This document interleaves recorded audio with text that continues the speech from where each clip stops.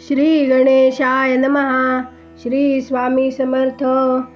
श्रीराम इत्यादींचे मिथिलेस जाणे, राजा जनकाकडून विश्वामित्रांचा सत्कार आणि त्याचे श्रीराम व लक्ष्मणांबद्दल विचार करणे व परिचय करून देणे. त्यानंतर लक्ष्मणासहित श्रीराम विश्वामित्रांना पुढे करून महर्षी गौतमांच्या आश्रमातून मिथिला नरेशाच्या यज्ञमंडपात जाऊन पोहोचले.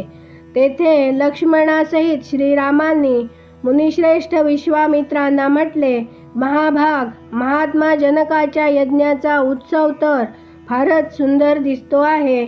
इथं नाना देशातील राहणारे हजारो ब्राह्मण जमले आहेत. ते वेदाभ्यासी आहेत. ऋषींचे वाडे शेकडो छकड्यांनी भरलेले दिसत आहेत.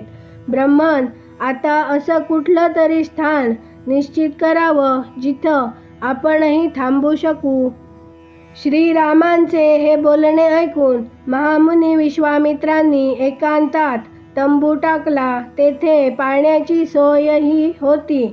उत्तम आचार विचारांच्या नृपश्रेष्ठ महाराज जनकांनी जेव्हा ऐकले की विश्वामित्र आलेले आहेत, तेव्हा ते त्वरित आपले पुरोहित शतानंदांना पुढे करून अर्घ्य घेऊन विनीत भावाने त्यांचे स्वागत करण्यासाठी गेले. त्यांच्याबरोबर अर्घ्य घेऊन महात्मा ऋत्विजही लवकरच गेले. राजाने विनम्रतेने पुढे होऊन मुनींचे स्वागत केले आणि धर्मशास्त्रानुसार विश्वामित्रांना धर्मयुक्त अर्घ्य समर्पित केले. महात्मा राजा जनकाची ही पूजा स्वीकारून मुनींनी त्यांचे कुशल विचारले आणि त्याच्या यज्ञाच्या निर्बाध स्थितीविषयी विचारणा केली.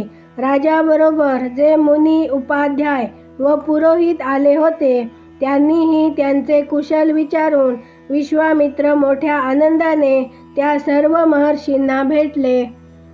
यानंतर राजा जनकाने मुनीवर विश्वामित्रांना हात जोडून म्हटले, भगवान, आपण या मुनीश्वरांबरोबर आसनावर विराजमान व्हावं.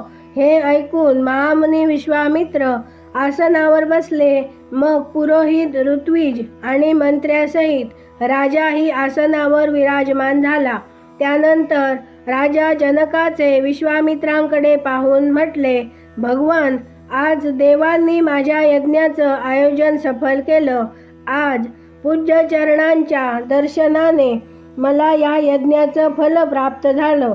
ब्रह्मन, आपण ऋषीमुनीमध्ये श्रेष्ठ आहात. आपण इतक्या महर्षींबरोबर माझ्या यज्ञमंडपात पदार्पण केलं, यात मी धन्य झालो आहे. ही आपली माझ्यावर मोठीच कृपा झाली आहे. ब्रह्मर्षी मनीषी ऋत्विजांचे म्हणणे आहे की माझ्या यज्ञदीक्षेचे 12च दिवस बाकी राहिलेले आहेत.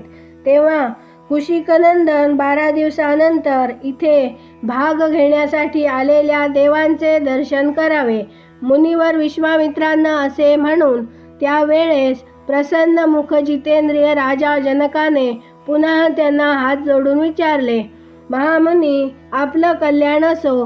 देवांप्रमाणे पराक्रमी आणि सुंदर आयुध धारण करणारे हे 2 वीर राजकुमार, जे हत्तीप्रमाणे मंद गतीने चालतात, सिंह व वृषभाप्रमाणे वाटतात, प्रफुल्ल कमलांप्रमाणे शोभून दिसतात, तलवार, तरकस व धनुष्य धारण केलेले आहेत, आपल्या मनोहर रूपाने अश्विनी कुमारांनाही लाजविणारे आहेत.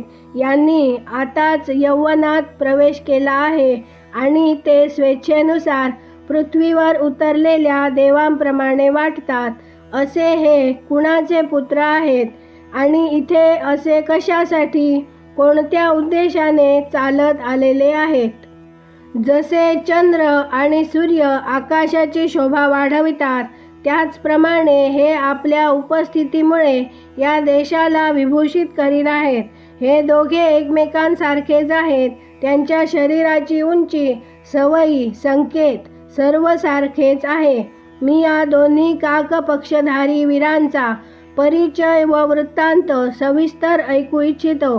महात्मा जनकाचा हा प्रश्न ऐकून अमित आत्मबलसंपन्न विश्वामित्रांनी म्हटले, राजन, हे दोघे महाराज दशरथाचे पुत्र आहेत. यानंतर त्यांनी त्या दोघांचा सिद्धाश्रमातील निवास, राक्षसांचा वध, न घाबरता मिथिलेपर्यंत येणे, विशालापुरीचे दर्शन, अहिल्याचा साक्षात्कार आणि महर्षी गौतमांबरोबर भेट इत्यादींचे विस्तारपूर्वक वर्णन केले. मग शेवटी हेही सांगितले की हे दोन्ही राजकुमार आपल्या इथे ठेवलेल्या महान धनुष्यासंबंधी काही जाणून घेण्याच्या इच्छेने इथेपर्यंत आलेले आहेत.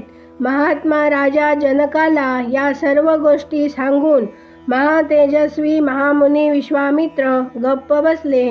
इथे 50वा सर्ग पूर्ण झाला. आता आपण 51वा सर्ग वाचूया.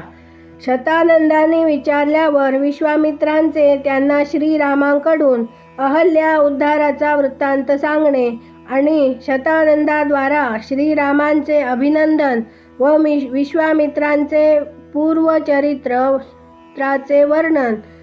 परमबुद्धिमान विश्वामित्रांचे बोलणे ऐकून महातेजस्वी महातपस्वी शतानंदांच्या शरीरावर रोमांच उभे राहिले. त्या दोन्ही राजकुमारांना सुखाने बसलेले पाहून शतानंदांनी मुनिश्रेष्ठ विश्वामित्रांना विचारले, मुनिप्रवर, माझी यशस्विनी माता अहल्या फार दिवसांपासून तपश्चर्या करीत होती. आपण राजकुमार श्रीरामांना त्यांचं दर्शन घडविलं.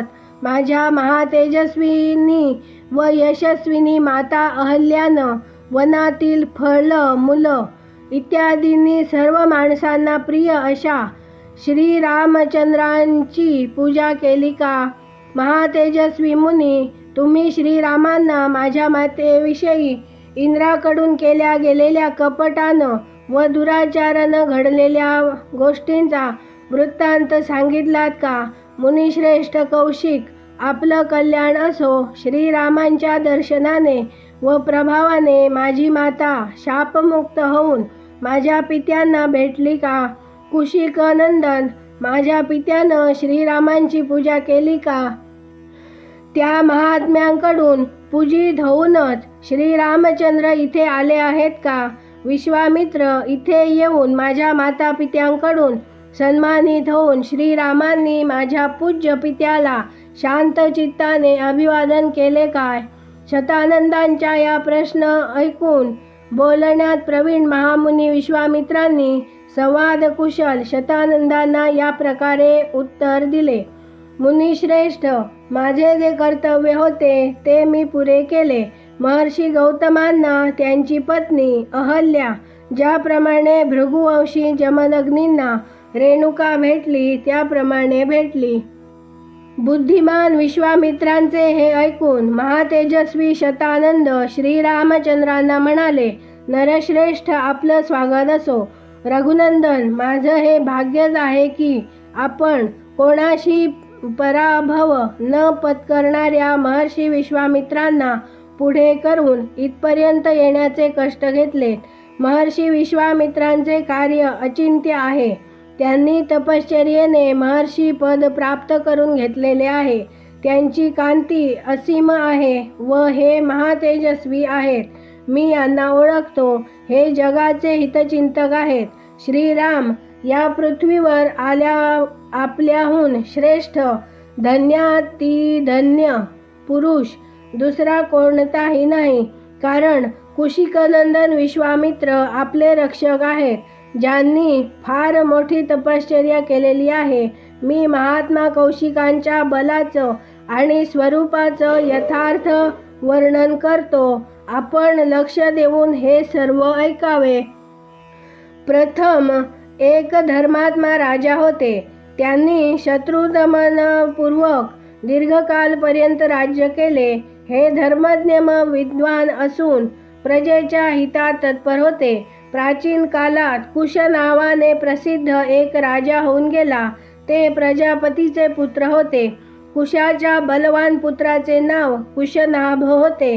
ते मोठेच धर्मात्मा होते. कुशनाभांचे पुत्र गाधी नावाने प्रसिद्ध होते. त्याच गाधींचे महातेजस्वी पुत्र हे विश्वामित्र आहेत. महातेजस्वी राजा विश्वामित्रांनी कितीतरी हजार वर्षपर्यंत या पृथ्वीचे पालन व राज्यकारभार केला. एकदा हे महातेजस्वी राजा विश्वामित्र सैन्य एकत्र करून एक औक्षहिणी सेनेबरोबर पृथ्वीवर हिंडू लागले. ते अनेक नगरे, राष्ट्रे, नद्या, मोठमोठे पर्वत आणि आश्रमातून क्रमशः हिंडताना महर्षी वसिष्ठांच्या आश्रमात येऊन पोहोचले. तो नाना प्रकारचे वृक्ष, फुले व वेलींनी सुशोभित होता.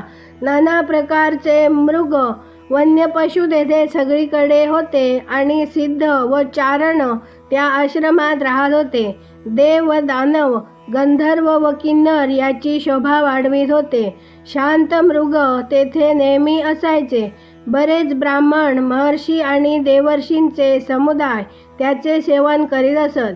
तपश्चर्येने सिद्ध अग्नीप्रमाणे तेजस्वी महात्मा आणि ब्रह्माप्रमाणे महामहिम महात्मा नेहमीच त्या आश्रमात राहत असत.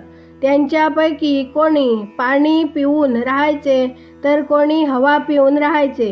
कितीतरी महात्मा कंदमुळे खाऊन किंवा वाळलेली पाने चावून राहत असत. राग इत्यादी दोषांना जिंकून मन व इंद्रियावर काबू मिळविलेले बरेच ऋषी तेथे जपहोमात मग्न असत.